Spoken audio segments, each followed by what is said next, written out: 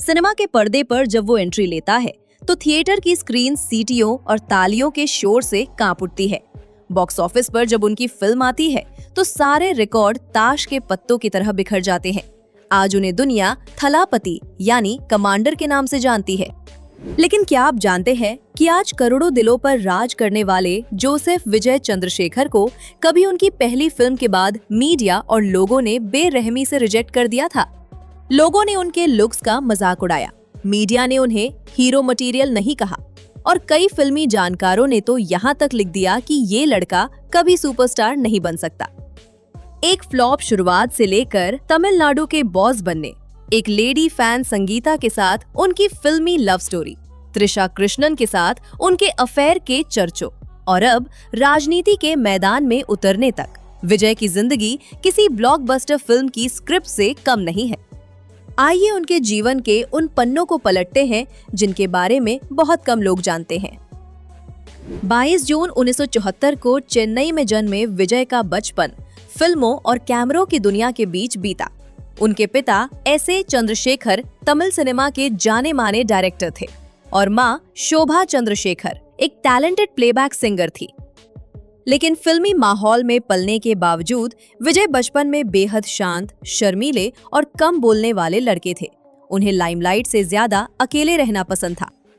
फिर उनकी जिंदगी में एक ऐसा दर्द आया जिसने उन्हें अंदर तक बदल दिया।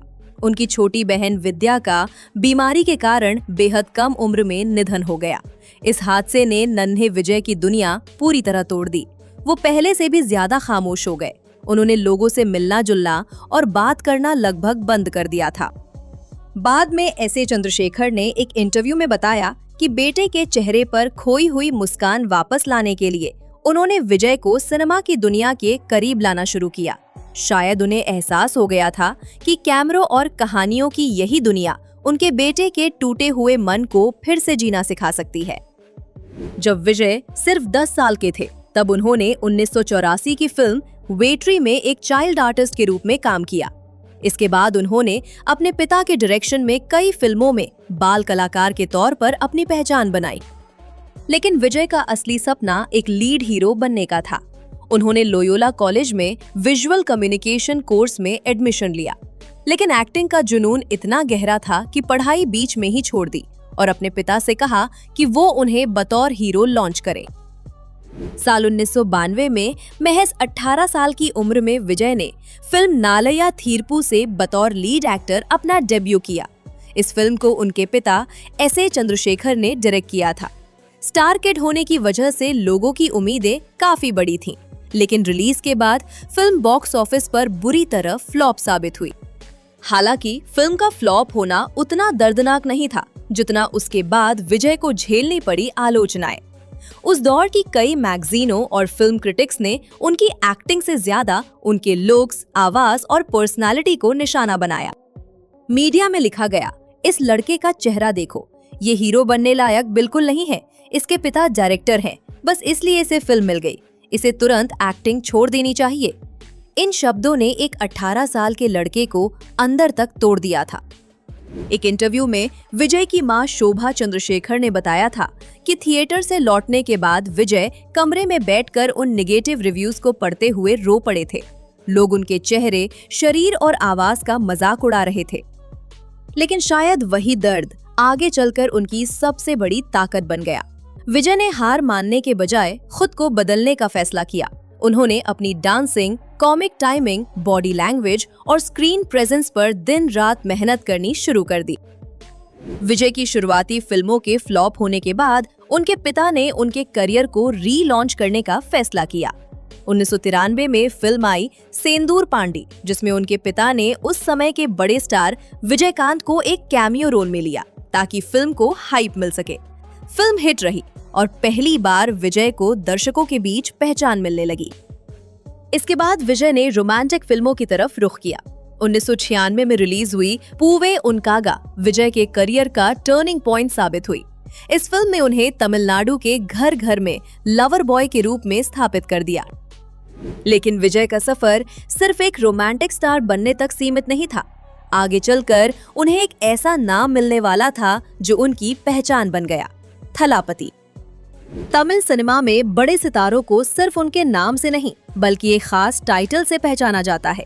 जैसे रजनीकांत को सुपरस्टार और अजीत कुमार को थाला कहा जाता है। विजय को जो नाम मिला वो है थलापति, जिसका तमिल में अर्थ होता है सेनापति या कमांडर। लेकिन ये नाम उन्हें रातों रात नहीं मिला। दरअसल साल 1991 में मणिरत्नम की ब्लॉकबस्टर फिल्म थलापति रिलीज हुई थी, जिसमें रजनीकांत मुख्य भूमिका में थे। इस फिल्म के बाद थलापति शब्द तमिल संस्कृति में शक्ति, नेतृत्व और जननायक की पहचान बन गया।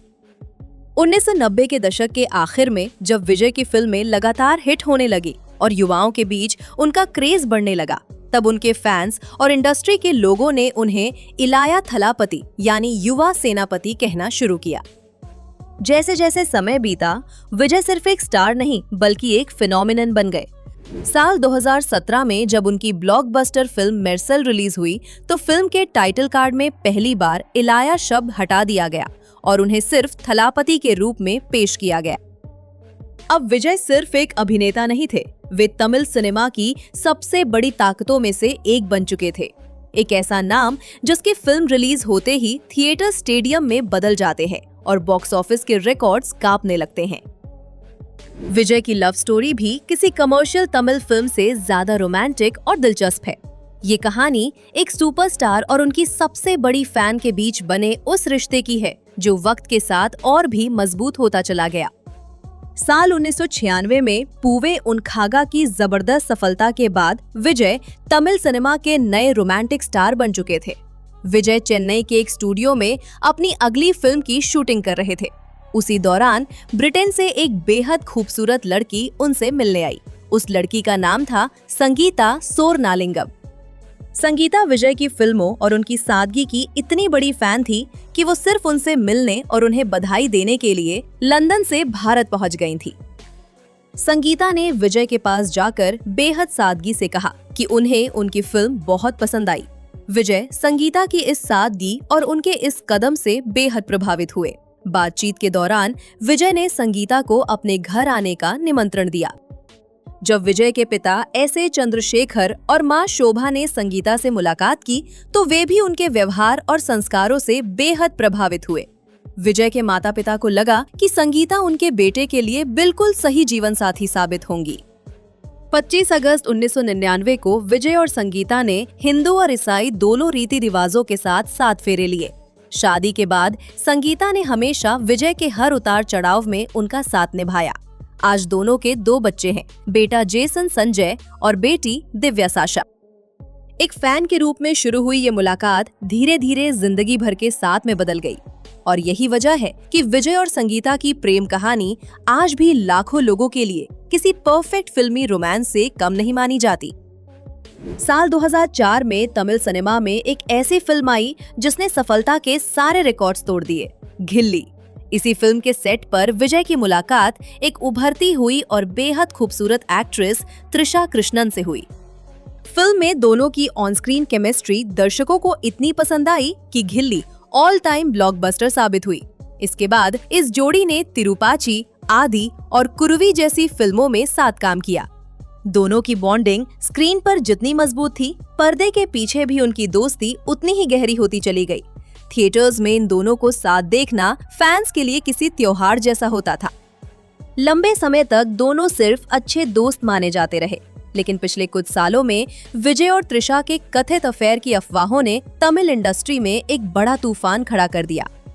इन अफवाहों को नई हवा तब मिली जब लगभग 15 साल के लंबे इंतजार के बाद डायरेक्टर लोकेश कनगराज की साल 2023 की फिल्म लियो में विजय और त्रिशा को फिर से साथ कास्ट किया गया। फिल्म की शूटिंग और प्रमोशन के दौरान दोनों की कई तस्वीरें और वीडियो सोशल मीडिया पर वायरल हुई, जिसके बाद इंटरनेट पर चर्चाओं का दौर और तेज हो गया। इसी दौरान अफवाहें उड़ी कि विजय अपनी पत्नी संगीता से अलग हो रहे हैं और दोनों जल्द ही तलाक लेने वाले हैं। इन अफवाहों को तब और हवा मिली जब संगीता विजय के कुछ फैमिली फंक्शंस और लियो की सक्सेस पार्टी में नजर नहीं आई।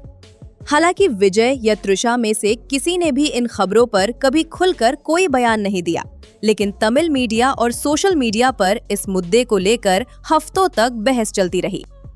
विजय हमेशा से सिर्फ एक अभिनेता बनकर सीमित नहीं रहना चाहते थे। उनकी फिल्मों में अक्सर सामाजिक मुद्दों, भ्रष्टाचार, व्यवस्था की खामियों और आम लोगों के संघर्षों की झलक देखने को मिलती थी। यही वजह थी कि उनके फैंस लंबे समय से मानते थे कि एक दिन विजय राजनीति में जरूर कदम रखेंगे। और वो ऐतिहासिक दिन आया 2 फरवरी 2024 को, जब विजय ने आधिकारिक तौर पर अपनी राजनीतिक पार्टी तमिलगा वेट्री कझगम की घोषणा की।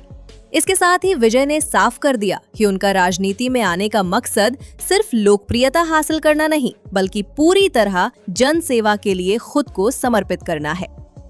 उन्होंने ये भी ऐलान किया कि उनकी आने वाली फिल्म जना नायकन उनके फिल्मी सफर की आखिरी फिल्म होगी। इसके बाद वे सिनेमा से दूरी बनाकर अपना पूरा ध्यान राजनीति और जनता के लिए काम करने में लगाएंगे। राजनीति में कदम रखते ही किसी भी नेता की निजी जिंदगी लोगों और मीडिया की नजर में आ जाती है। ऐसे में थलपति विजय भी इससे अछूते नहीं हैं। पिछले कुछ समय से अभिनेत्री त्रिशा के साथ अफेयर की अफवाहें और पत्नी संगीता के साथ अनबन की खबरें मीडिया की सुर्खियों में रही हैं। लेकिन सबसे बड़ा सवाल ये है कि क्या इन बातों का असर उनके राजनीतिक करियर पर पड़ेगा? तमिलनाडु की राजनीति को देखें तो वहां के लोग नेताओं की निजी जिंदगी से ज्यादा उनके काम, सोच और जनता के लिए किए गए प्रयासों को महत्व देते हैं। ऐसे में ये देखना दिलचस्प होगा कि विजय इन विवादों को पीछे छोड़कर अपनी राजनीतिक छवि को किस दिशा में ले जाते हैं।